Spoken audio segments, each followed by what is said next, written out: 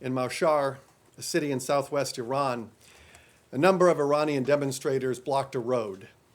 The State Department has received videos of what happened next. Without warning, the IRGC opened fire on the protesters, killing several people. Many of the protesters fled to nearby marshlands to escape. The IRGC tracked them down and surrounded them with machine guns mounted on trucks. They then sprayed the protesters with bullets. Between the rounds of machine gun fire, the screams of the victims can be heard.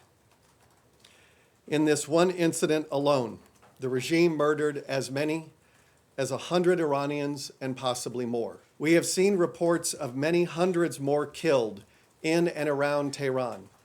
And as the truth is trickling out of Iran, it appears the regime could have murdered over 1,000 Iranian citizens since the protests began. We cannot be certain because the regime blocks information.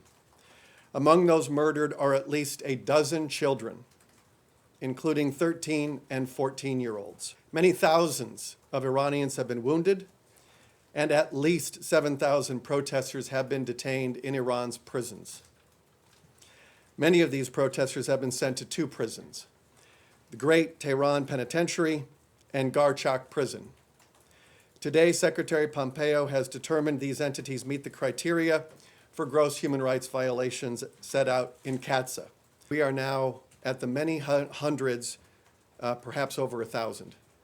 And this, look, we had protests in 100 cities, and we saw how the regime responded. The supreme leader referred to his own people as thugs.